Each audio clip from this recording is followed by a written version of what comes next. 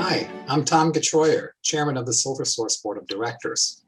Welcome, everyone, and thank you for joining us this evening for our Coming of Age in Aging America film panel discussion, with an outstanding moderator and lineup of panelists, as well as the presentation and celebration of the 2021 SilverSource Awards to some very deserving recipients. We wish we could all be together in person, but are thankful we could all join together virtually via Zoom to have this important community conversation. We hope you all have had the chance to view the documentary, Coming of Age in Aging America. We are an aging society and will continue to be.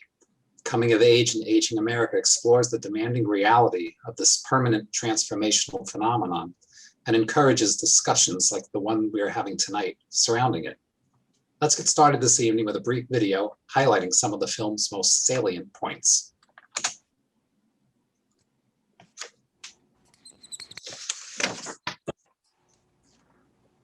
Never in human history have so many lived so long. Data suggests that if we reach 65 years of age, it's likely we'll live to 85. We're living longer and we're having fewer babies. The aging society is about the fact that you have larger proportions of people over the age of 60 than you have who are under the age of 15. And it's not just America that's an aging society. Europe, China, Japan, we're an aging globe. An aging society isn't just about old people. It's not just about baby boomers. Gen X will likely live longer, and so will millennials. The baby boomers are an introduction to what will be a permanent shift. It is not the pig and the python, a large snake that swallows a pig, and you see that bulge going through the snake and then coming out the other end eventually. Well, ours never comes out the other end. This is a permanent state we're now in a remarkable shift. And the shift will utterly transform our society. How and how long we work, how and where we live, how we organize our families, medical care, economic and political lives, how we organize our thinking. This will give you an idea of what's ahead. Right now, about half of us live in the suburbs, and it's where 75% of older Americans live and want to continue to live. But suburbs were designed in the 1950s for young families and the car. There's a disconnect there we have to deal with. It's an old rule of thumb that if you can make the community work for kids and if you can make the community work for the elderly, that it will work for everyone else. Same with how we work. We think of 65 as a retirement age engraved in stone. But when Social Security was enacted in 1935, average life expectancy was only 62, 3 years less than retirement age.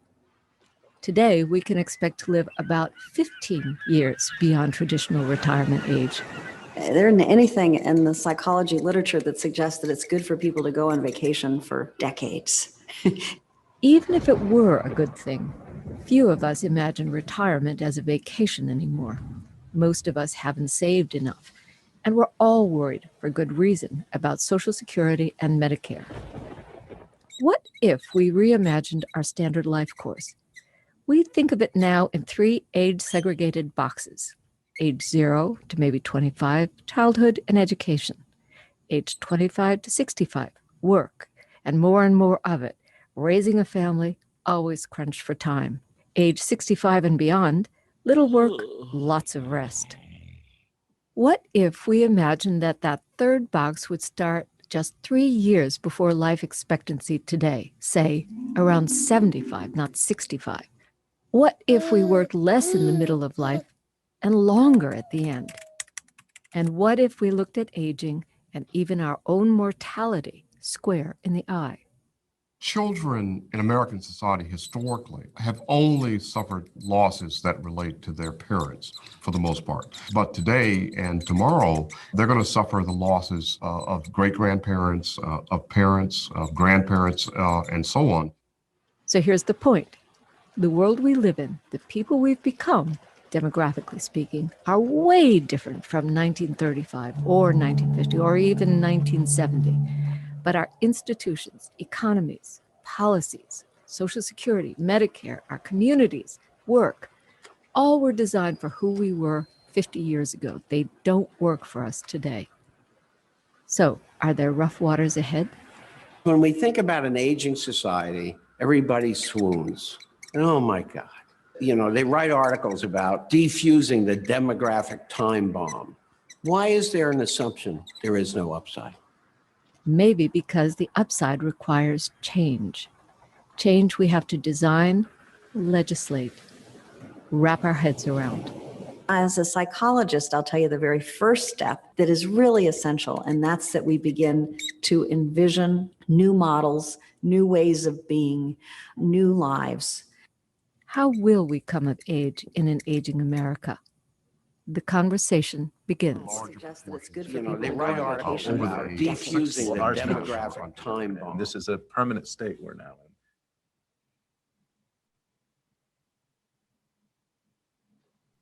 Good evening. I'm Kathleen Bordelon, CEO of SilverSource, and on behalf of our entire board of directors, I am really honored to welcome you to this community conversation. I hope you enjoyed the documentary and were able to enjoy the full version of it. I think that nutshell version really captures some of the more salient points that we'll go into this evening. I'd like to get our film discussion started by introducing tonight's moderator, Ronnie Lang. Ronnie is a clinical social worker at Greenwich Hospital in the Department of Psychiatry. She provides psychotherapy to older adults and their families, and she also leads the Family Caregiver Support Program at Greenwich Hospital. Don't know where she gets the time, but she is also an adjunct professor at Stanford, teaching classes in adult development, aging, gender, aging in American society, death, dying, and bereavement. So I can tell you this topic is really hot with Ronnie. We are also very fortunate to have her as a member of our board of directors. I'd also like to introduce the rest of our panelists who are really fantastic and experts in their field, starting with the producer and filmmaker. We are honored to have Christine Herbs Summers with us this evening. Christine's work on this film is raising awareness across the country in communities all over America she's got a terrific toolbox on her website, and she really goes deep into exploring the complex issues associated with an aging society and inverted population pyramid and frankly, ageism. Thank you for coming to join us again this evening, Christine. We're really glad to have you. Next, I'd like to invite another amazing woman, Marie Allen, who is the Executive Director of the Southwestern Connecticut Agency on Aging. 8 years ago, I met Marie and we had this conversation about how fragmented the delivery of services was for seniors here in Lower Fairfield County. And I have to tell you that today, thanks to Marie, services are more efficient and the network of aging providers and advisors. This is a very strong community and it got even stronger, although stressed through the pandemic. So thank you, Marie, for joining us this evening.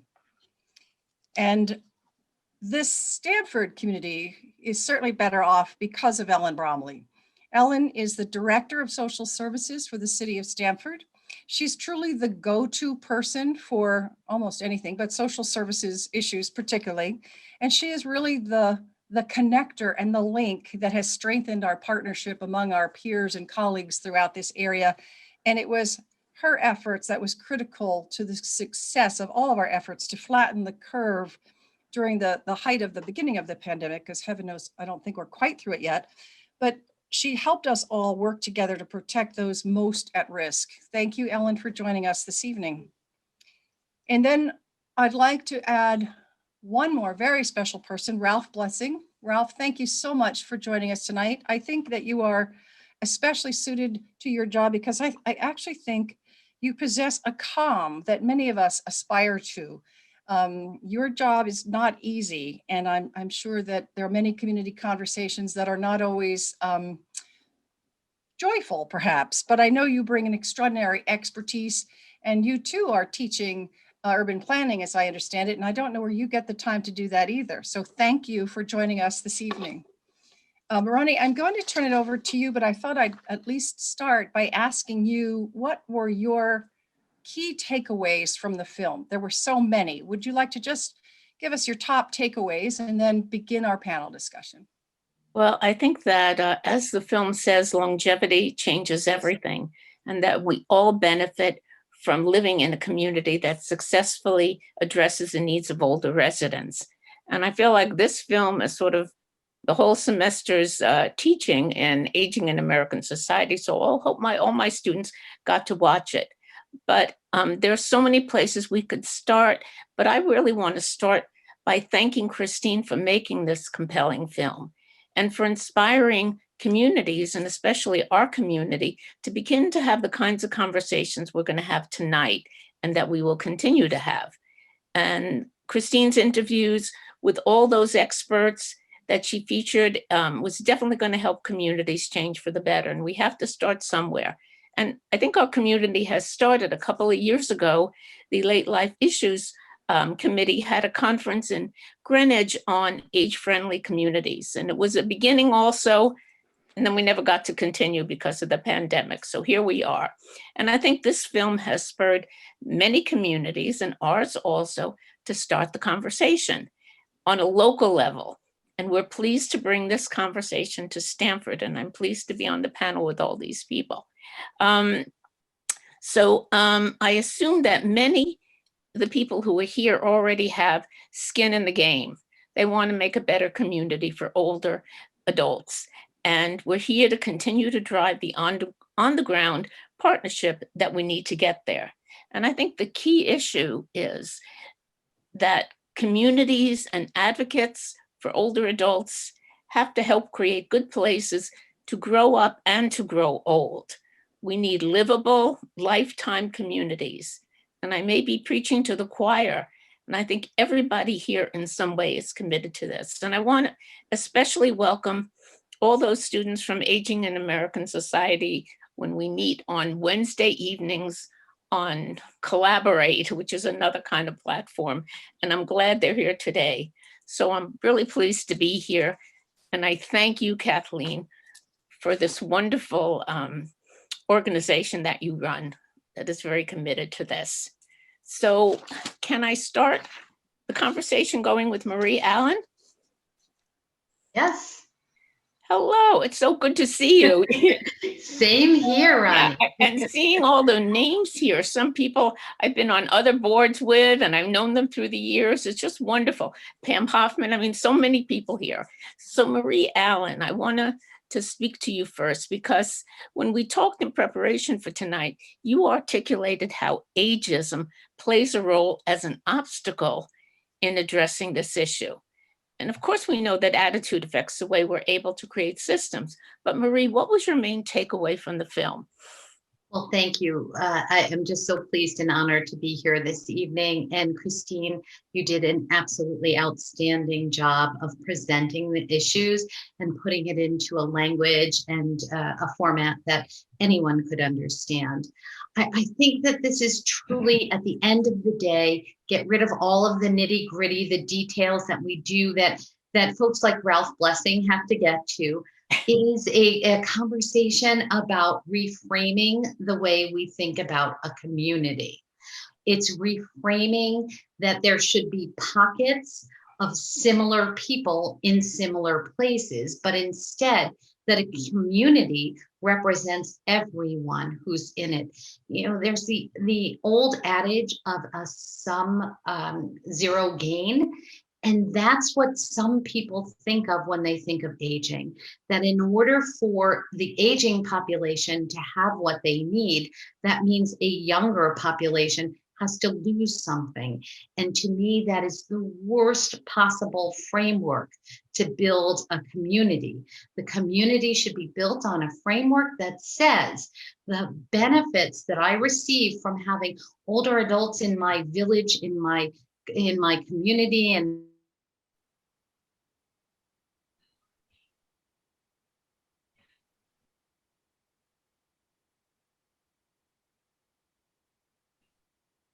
as a middle income individual, working every day to make sure my lawn is green and my house is full.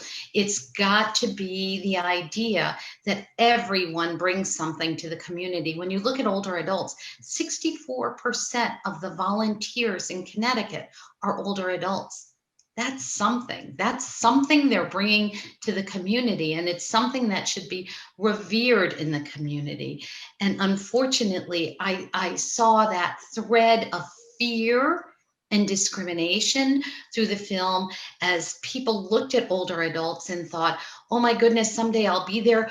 Who will take care of me? Or, oh my goodness, I'm a middle-aged person and I need to figure out how I can how I can be a good caregiver. Will I be good enough? And then looking even at that adult daughter of the middle-aged caregiver who says, what do I do if dad is spending all of his time taking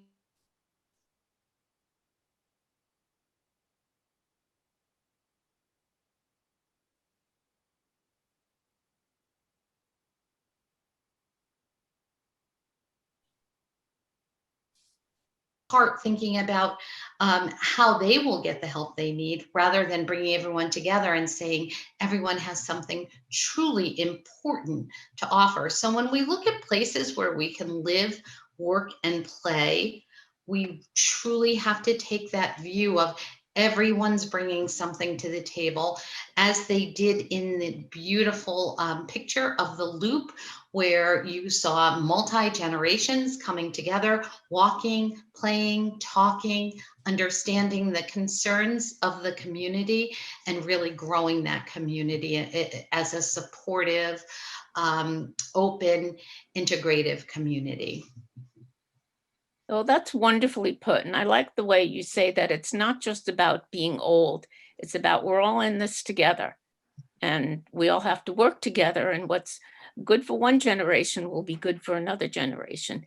And maybe you can tell us what you are seeing, because you have all of Lower Fairfield County you're sort of responsible for. So what do you see about older adults who want to age in place in this area?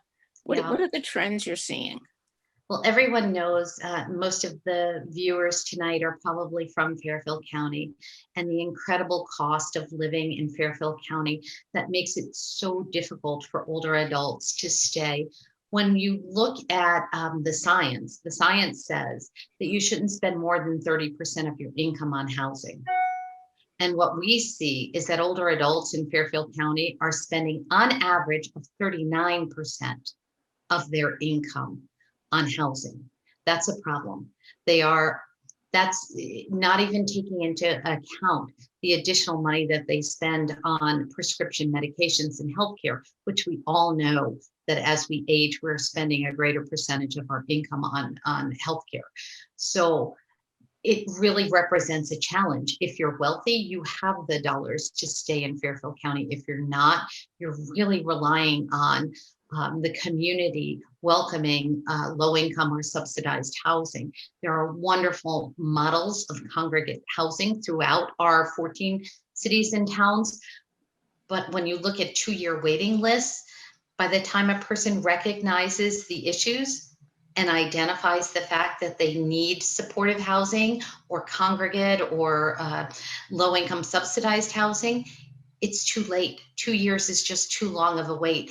And the last thing in the world we want to do is to prematurely institutionalize someone simply because they don't have the funds to remain in the community. It's costly to the state, it's costly to our community, it's costly to the mental health and well-being of the individual and the family unit. So we see where we need to go. We need to have more housing available, probably not just for older adults, but for all ages at the moderate and maybe low income and even higher income. We need more variety. So I really thank you for your input, and we will continue to work together in this venture of making this part of the world a good place to grow up and grow old. I'd like to turn my attention to Ellen Bromley, who's the Director of Social Services for the City of Stanford. So do we have Ellen here? Hi. Hey, Ellen. Hi, Ronnie. Hi, so good to see you. Anyway, first of all, I'm going to ask you a question that I've been meaning to ask you, and we start the conversation frequently. How old am I? What's the plan for reinstating the Commission on Aging in Stanford? Very well-timed question. So the Commission on Aging it's in our statutes. We have a Commission on Aging. We just don't have people on it. And last fall, the Board of Representatives asked us a version of that same question. And in response, Kathleen and Chris and I really worked on something a little bit more innovative than that. So let me backtrack a little. In Stanford, we have a system of appointed boards and commissions, and they're in our charter, they're structural, and they have, many of them have statutory authority and some have advisory authority. But the way that they're appointed here, and I assume that it's pretty much true every place else, is that these commissions are peopled. The membership is all residents of Stanford, and they're all volunteers. And you could adjust the size of the commission, but they'd still be volunteer residents. And my feeling was, and Kathleen and Chris agreed, and I think the Board of Reps committee agreed, that for the advisory function that was intended by a Commission on Aging 50 years ago when they put it in our statutes. Stanford was about 50,000 people. It was a small little town. Everybody knew each other. It was very, very different. Now we're a professional city. We're a thriving city. So our idea was to appoint an advisory committee, and the mayor liked the idea and the Board of Reps liked the idea. And it would be a mix of professionals like the people you see on the screen who don't live in Stanford, which would be true of most of you, the professionals, and then citizens of the town. And originally when we have a whole long presentation, which I can put in the chat and anybody can have, but the thought was at that time that that group would be advising the mayor and the Board of Reps, legislature and the executive. But when I got the invitation for this meeting today, and after I saw the film, which thank you, Christine, it was really good, I started to think about the fact that our infrastructure in Stanford exists so that a group of educated people and advocates and people of the target population has an opportunity to influence all decision-making across the board in so many ways right now. And the idea would be, so I'm looking at Ralph Lessing now in his little box, and I'm thinking about land use bureau decisions. So many years before anything is built, we do a master plan of development. The planning board does that, I think every 10 years by statute, Ralph, every frequently. Anytime somebody gets permission to build a specific thing, there's a hearing process and there are approvals. Really going back to regular democracy, regular, grassroots, the origin of us, we all have an opportunity to comment during all those processes. And I'm going to run out of time, but they're in land use, they're in parks and rec, they're in anything you think of that would involve seniors. And I was thinking by institutionalizing this, which we have to actually do, we could have a good critical mass of people, experts and ordinary citizens probably of a certain age, monitoring all the hearings of all these boards and commissions and getting their input in an appropriate time. So basically we're poised to be able to get the input in for what we need. And I couldn't really think of an example, a current example, maybe Ralph can, but I'm looking out my window at the office at Mill River Park, for example. And I can, I know there are plans to keep it going. Those plans go back to 1900, quite frankly. It's called the Swan Report, if anyone has an interest. But that's a perfect opportunity of the kind of things we saw in your film, Christine. It's walkable, it's bikeable, it's something for everybody. There are benches. And to use that as the focal point to comment on upcoming developments, for example, would be the kind of thing I'm envisioning. So I didn't really give you an answer, Ronnie. I think a Commission on Aging is amateur compared to what I'm thinking. Good. The idea is there. Yeah, it sounds like there's a lot of good news, and I know Ralph has some also, but, and it sounds like you've already talked about what we need to make Stanford a good place for all ages. We have Mill River Park, which is just as good as what they have in in Atlanta that we saw in that film, that walking path. And I think when we speak to Ralph, we'll see that it takes a village. It takes, as they say, it takes a lot of different people, a lot of different working parts, social workers, attorney and legal people like you, and Ralph, who's a city planner, and our agencies. It takes a lot of people to pull this together. But I'm optimistic that we almost have a critical mass to sort of move this forward in this area, and I think we will. So anyway, do you have any specific wish lists that you would like? We talked about housing for all different levels, intergenerational housing, not segregating older adults. Anything else on your wish list? I told her, I don't know if you were at Pies a couple of years ago when somebody asked the same question. And again, when I saw the movie and then the synopsis tonight with the 3 little boxes, I can remember saying, you're a little kid and you think about you live with your parents and you're going to go to college, you're going to live in a dorm, then you're going to get married and live in a house, then you're going to have children, live with your children. The one thing we don't really plan for in terms of building in an expectation for a change is aging.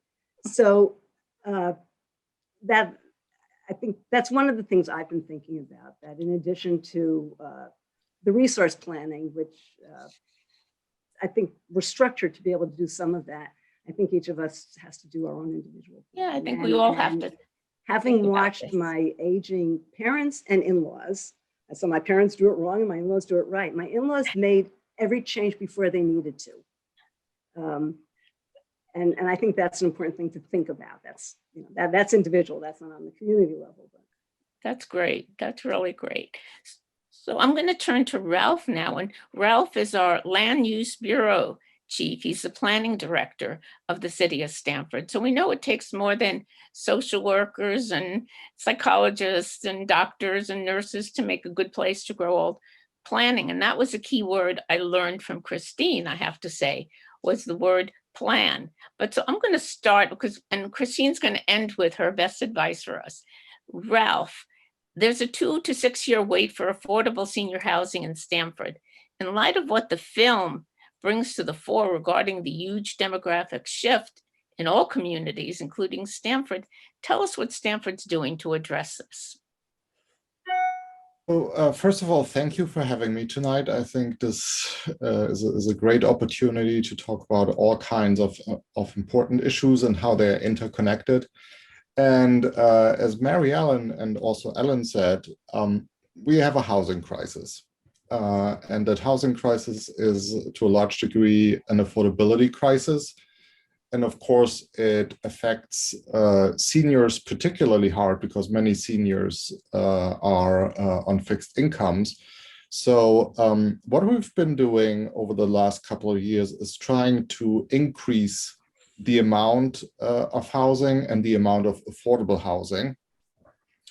And at the same time, of course, people are worried about their neighborhoods and how they've grown.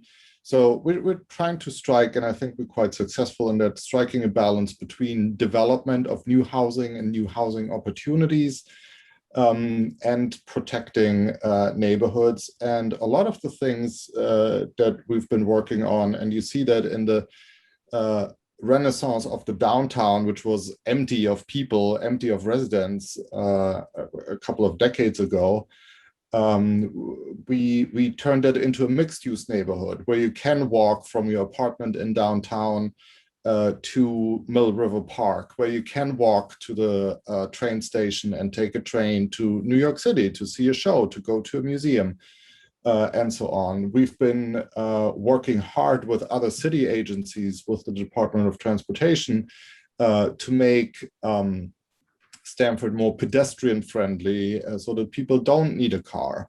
We've been working, and once again, that's the traffic bureau, that's not me, but they've been working on the timing for traffic signals. So people have more time to cross the street because obviously people with mobility problems need more time to cross streets.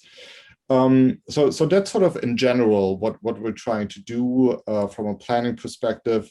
What we also started is a affordable housing study, and that's ongoing. And we invite people, we invite the community to participate in that. And one of the important pieces of that will also be looking at the housing needs of certain groups in our society. And seniors, I think, are, in light of the changes in the demographic makeup, are one of the key groups we're going to look into. And I think the last housing study, correct me if I'm wrong, Ellen, the last housing study was done almost 20 years ago. So it's about time, and I think it's about time to really focus on the problem of aging and housing and the interconnectedness between the two things. Yeah, well, I feel a little bit more optimistic after getting to know you and hearing you tonight that there seems to be some potential movement in a positive direction for our city as it looks for housing, affordable housing for, different segments of the population, and that you're at the helm there looking out for all of us. If you have time, can you briefly describe what is meant by accessory dwellings, sometimes known as granny pods? I think some people might be interested in that. Mm-hmm. So that's, as you said, that's basically a small apartment, living space connected to a single family home. And so it's really, the intention is not to create a second unit. It's really accessory to the main dwelling. And actually what we've heard a lot during the pandemic was questions from people who were asking us, I want to have my elderly mother to move in with us. Can we have an accessory dwelling unit? And currently, they are not permitted in Stanford. So there is, on the state level, a big push on making accessory dwelling units as of right everywhere in Connecticut.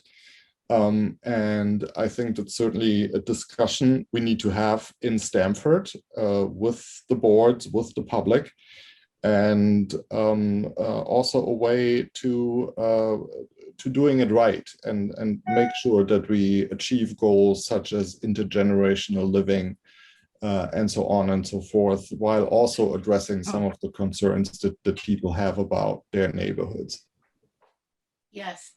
And I'm going to finish out the panel discussion with Christine. And Christine, if you were here, I would give you this Academy Award. I don't know if anybody can see it, because you really deserve it. I can't imagine how you covered so much material. It's an amazing documentary.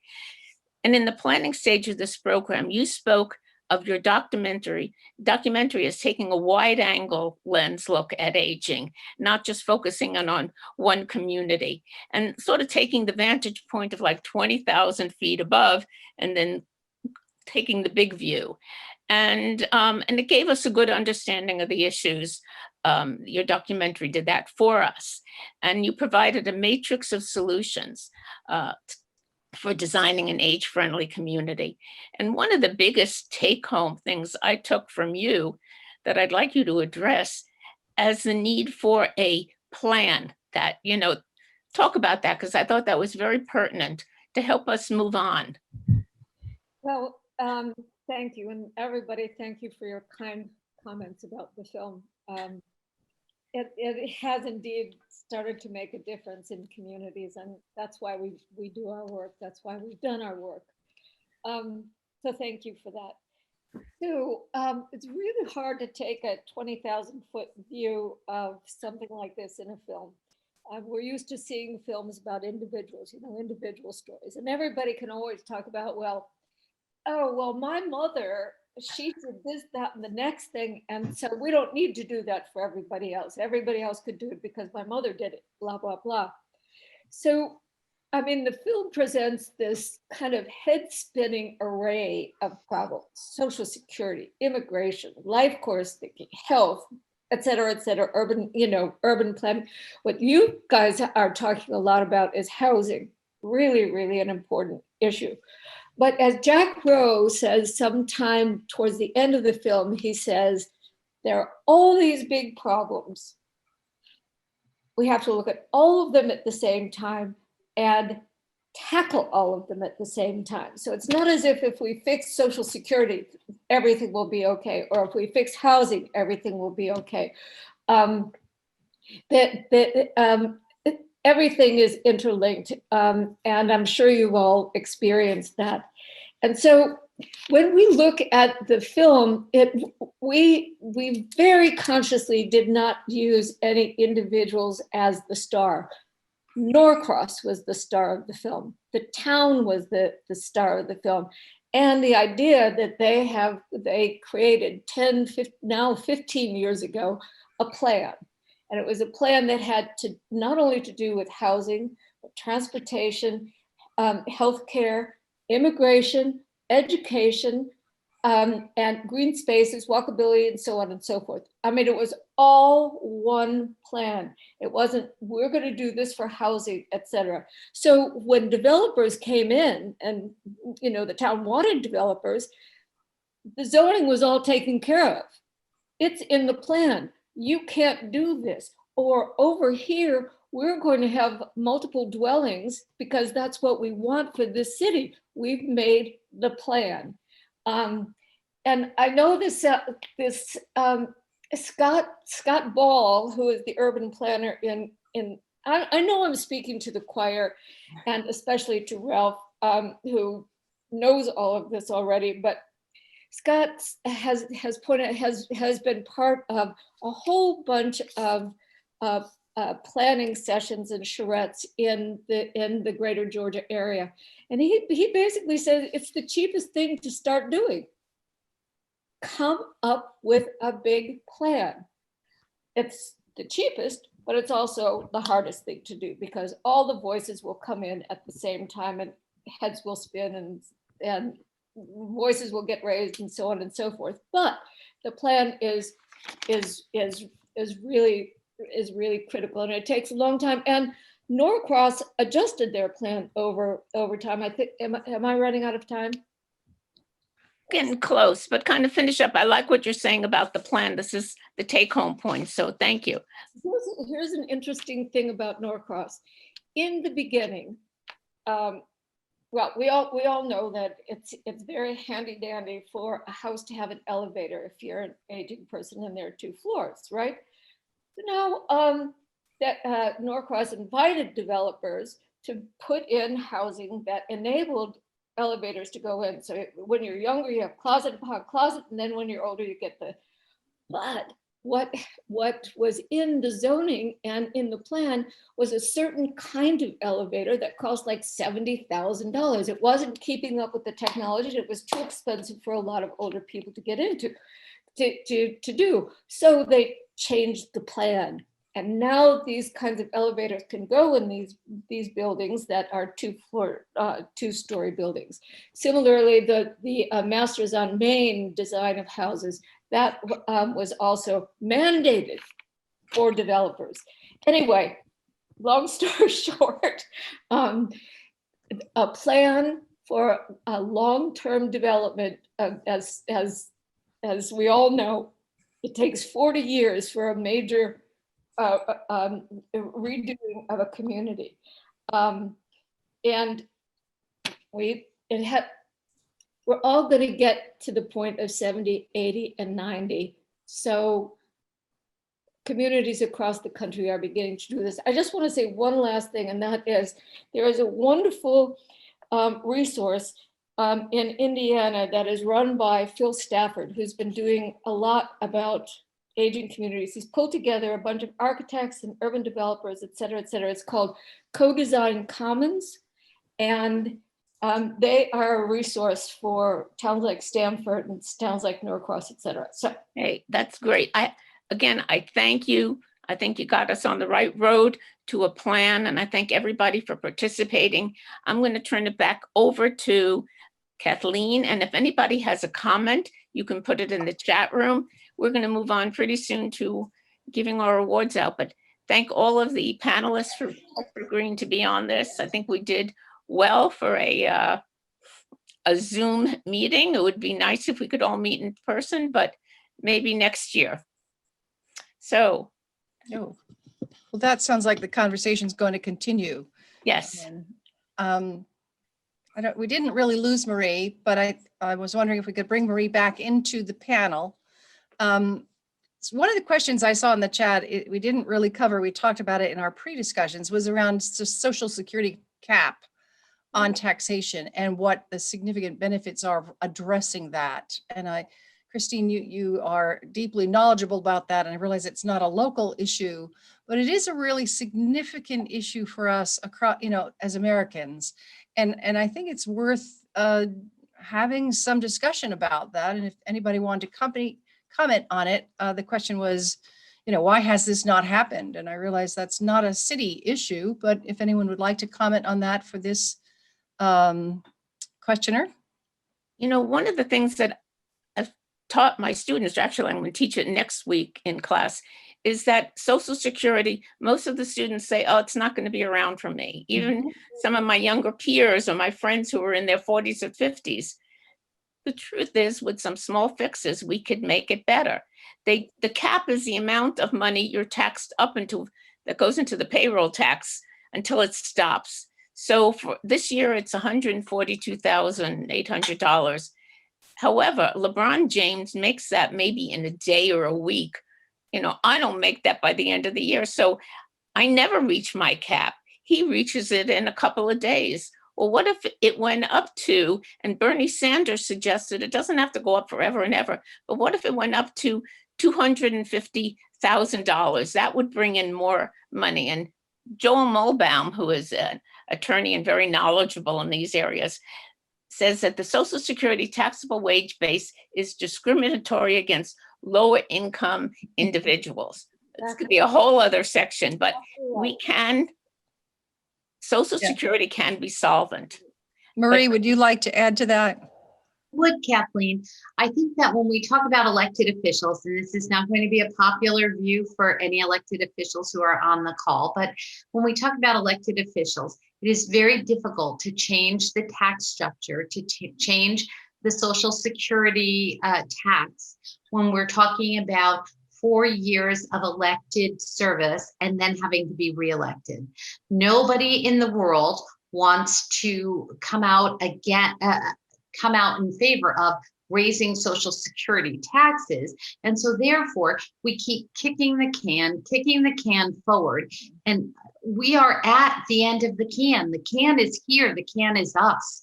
And no one has the strength and the fortitude to say, everyone, we're going to add a 1% increase, or we're going to, instead of tax at 147,000, we're going to tax at 250,000, and we're going to make sure we have enough tax to keep us solvent. It's a simple fix, and we've got to do it.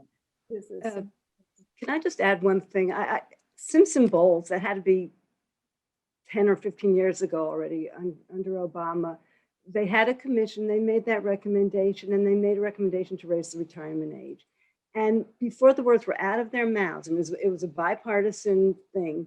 One party was against raising the income, and the other party was against raising the retirement age. And it was ridiculous. It was, both things had to happen. Ellen, I agree with you 100%. It's not a partisan issue. Not at all. Not at all. It is having our leaders understand that aging is part of our society, and what we need to do is good for all. This is not partisan. I just want to add one other thing about raising the retirement age, and I think the film makes this point, is if you've been working a low wage job for 40 years, the last thing you want to do is keep working another 3 or 4 years. So in a lot of ways, when it comes to equity and just playing the health of the aging population, it makes much more sense to raise the cap.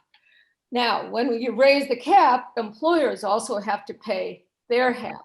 So you've got a lot of pushback from a lot of people, but as inequality has grown in this country, we're going to see this change. We have to see this change. So I think the theme here is really understanding that our society is everyone, because younger people have to accept the fact that the cap is going to change. Older people have to accept the fact that, they may have to work a little bit longer. It is truly a societal issue. And we have to deal with the inequities, as Christine just pointed out, between the types of labor. Yeah. One of the other questions, and it's interesting you said that, I think people want to work longer. And in the pandemic, many jobs, of course, have been eliminated, or people are cutting back. And the question is, how can older people compete for jobs in this environment? And I'm thinking about, look at our society and our Secretary of the Treasury, and like the age of our leaders is it seems normal, right? But it's really sometimes very difficult for somebody who's over 65 to compete for a job. And if anyone would like to comment on that before we continue, this conversation is going to continue on and on. Ellen, would you like to comment on that? On jobs and aging? Yeah. Do you want me to disclose my age? I'm actually looking around here and I'm kind of chuckling. I'm like, whatever. That's my comment. Okay. Anyone else? Well, I mean, the kinds of jobs, older people are better at certain things than younger people are. Younger people may be better at certain things than older people are. When the documentary sort of looks at that. So how I wouldn't know how to kind of put a round peg into a square hole when it comes to our overall economy, but we do have to bear that in mind, that the older worker is expert at different kinds of things, and the combination of the two, younger and older, makes for greater productivity. And more fun. I still don't know what this digital Bitcoin thing is all about. I'm never gonna know that. It's true. I want a granny pod and have like 2 college students live there that would come in, and I'd say, I can't get my computer to connect. That's what I need. I need a granny pod for a young adult to come in who could be my tech person. So Alexa, can you handle that for her? That would be so great. I want to thank everyone. There are a couple more questions, but I think, what would be exciting is to make this conversation continue. There's a couple of really interesting things we might discuss again in the future. So I want to thank you, Ronnie, especially, and Christine, Marie, and Ralph for joining us tonight. As I said before, I hope it'll be the start of many community conversations. And Christine, again, thank you for all the resources and some of the, you've enriched our lives already. And so I look forward to continue our conversations in the future. I continue to say this, and I know you all heard this before. It's been a year like no other, right? Are you all tired of hearing that? Many organizations and volunteers stepped up, and they went above and beyond to help seniors, the most vulnerable age group affected by this pandemic.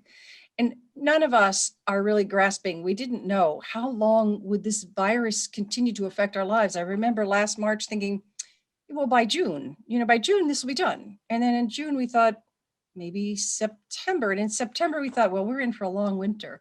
And I have to say that the SilverSource Awards, so just step back a second, were created by the Board of Trustees at SilverSource some years ago to recognize good work on behalf of older adults, to raise awareness of the special needs and also the expectations of this growing population in our community.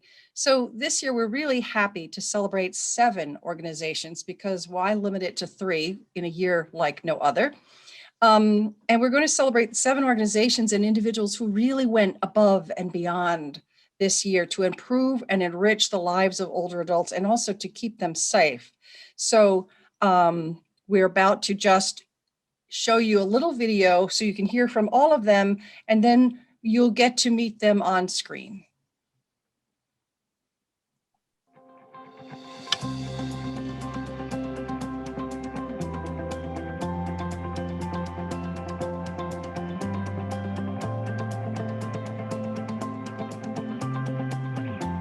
It's clearly an honor to receive this award from SilverSource, and I'm accepting the award not for myself, but most definitely on behalf of the agency, the Southwestern Connecticut Agency on Aging, the 102 employees that work here, and on behalf of the network. The Aging Network in Southwestern Connecticut rose to the occasion and beyond to help seniors through the pandemic.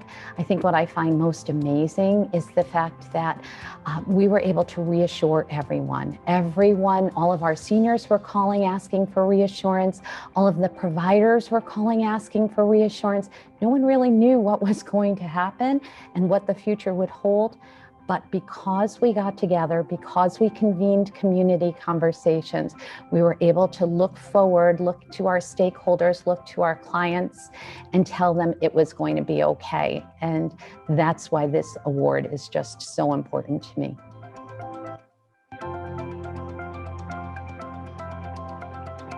I want to thank SilverSource, Kathleen, the whole agency. This is quite an honor to receive this. And I share this award with, of course, my staff, who I couldn't have done this and survived this past year without them. I think they stayed home and worked for the first 3 weeks of this pandemic. And then they said to me, we can't stay home anymore. We're coming into the office, and what can we do? And so we started, doing virtual classes and teaching our members how to access Zoom. We taught ourselves how to use Zoom. We started delivering meals. We started delivering groceries in partnership with SilverSource and the Area Agency on Aging, SWACA. And I have to share this with all of our volunteers who are just so dedicated and spent the last year helping us deliver meals, deliver groceries, and do our drive-through grab-and-go lunches. And I also want to share this with all of my colleagues, all my senior center directors across Southwestern Connecticut. My love of older adults came from having the opportunity to have a long relationship with my mom's parents. They were part of my life up until my early 40s, and they just inspired me. And so I got into working with older adults, and I can't imagine working with any other population. They're just so appreciative of everything we can give them. And they're just so resilient. They have so much to teach us. And I'm so inspired by them this past year and just their resiliency and their strength.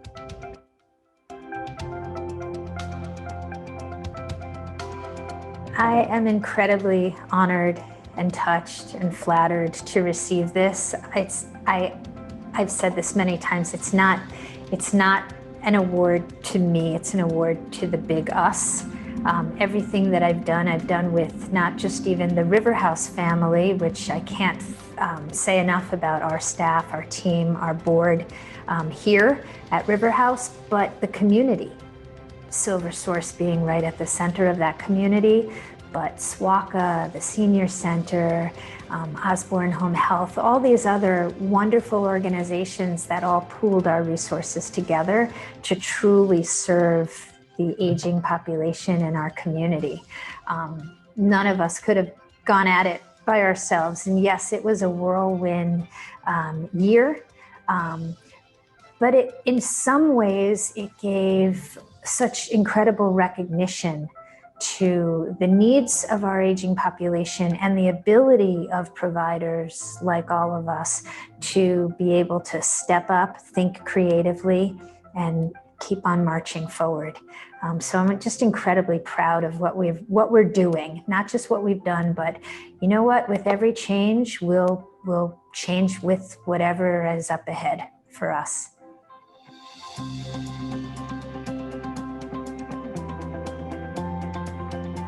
Thank you so much, SilverSource, for this amazing honor. I'm so humbled to receive this. It was extremely gratifying helping seniors in our community. We were able to speak to many of them as they do pick up the phone, surprisingly, and had wonderful conversations with so many of them. And they were just so grateful that someone from the city was reaching out to them and checking on them. Whether they were perfectly self-sufficient, which a good percentage of them are, there were many others who did need that help and were so appreciative that the city was there for them. And in such an uncertain time as it was at the pandemic, when we really didn't know what was going to happen, It was just so nice to play a part in feeling like we could help in a small way. And that if we made, a few seniors that day feel good and feel safe, then it was all worth it.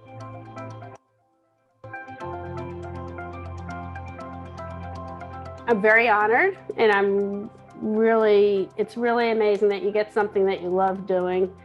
I never thought I should get an award for it. I do it from my heart, and I really enjoy it. And Stanford really needs to up our game in the senior care, and I think we're getting there slowly. And this pandemic has really showed us where we're lacking and the things we have to do, and I hope we continue to see the great things that are happening in Stanford. I do it just from my heart. I mean, I get more joy.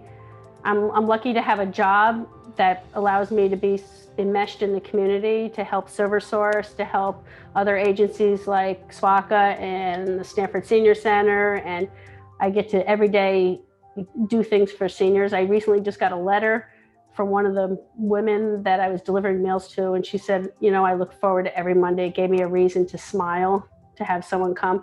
And it wasn't the mail she was getting, it was just someone showing up at her door every day or on Mondays to say hello. She goes, I didn't realize how lonely I was until you had a daily person coming. And she gave me this little flower, and it just made me realize the little things do matter, and one person can make a difference. And if we all do that, we can all make a difference.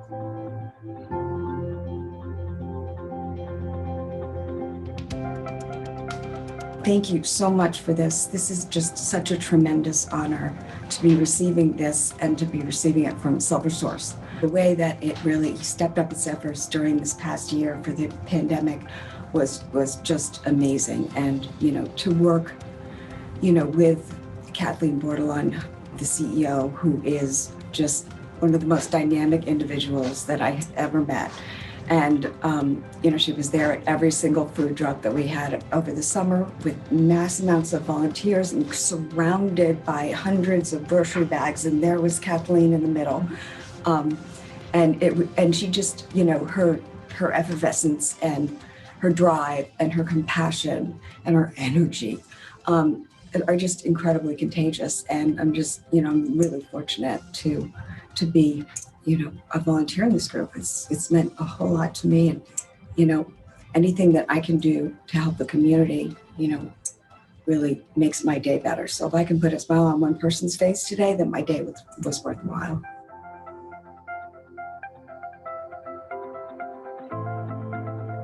Well, I'd like to thank SilverSource for this award. It's quite an honor. The past year has been completely unanticipated and quite a learning experience, and it's just been wonderful to help seniors in need. We get them what they want, we get them what they can use, and we fulfill quite a need in this community. The team has been amazing. We couldn't do this without Kathleen and the staff and all of you and our great volunteers who made this work. I mean, at the height of the pandemic, we were doing over 200 bags. And obviously it takes quite an army to get that accomplished. So congratulations to everyone who participated.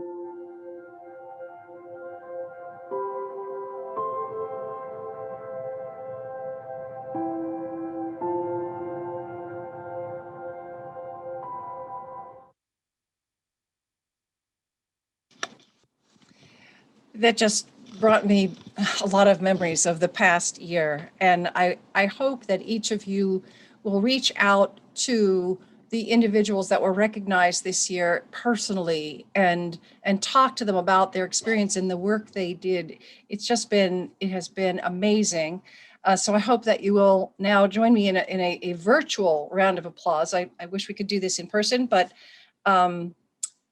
I would like to bring each of them up so they can at least wave, and you'll see each person again by name. And I encourage you to reach out to them individually and talk to them and get to know them if you don't know them. It's a tremendous, they're a tremendous resource for all of us here in the community. So I'd like to recognize Marie Allen. If you've met before, she's the executive director of the Southwestern Connecticut Agency on Aging. I know Kate mentioned those 200 bags. Let's go 300 plus people. And you managed that. That's a small thing considering all the other things you were doing, but what a phenomenon. Amazing experience. So the next person I want to bring up is Chris Crane, who is the executive director of the Stanford Senior Center. Chris is a wonderful partner for us at SilverSource here in Stanford. I think we're so lucky to have you here. Chris, thank you for your expertise and all of the compassion that you bring and to everyone across the board. Thank you, Catherine. And then, yay. Donna Spellman. Got to know Donna some years ago, and I cannot tell you how awesome she is. She is the executive director of River House. Reach out to Donna, learn about the Adult Day Center there. It's exceptional, and you would not be disappointed that she might get you going on a run with her. She's going to do this fabulous run again this year, so watch out if you're not a runner. Next, I'd like to recognize Robin Druckmann. I did not know Robin before the pandemic, but Robin was, and I think she would say to you, many other people helped her in this, but I think it was her idea to reach out to over 7,000 people and call them, right? And then they started creating spreadsheets that got sent out to us, thanks to Ellen Bromley and many of my other colleagues at other agencies, to be able to reach out to people. So Robin, thank you so much. You're just so inspiring. And next, let's bring up Lori Pensiero.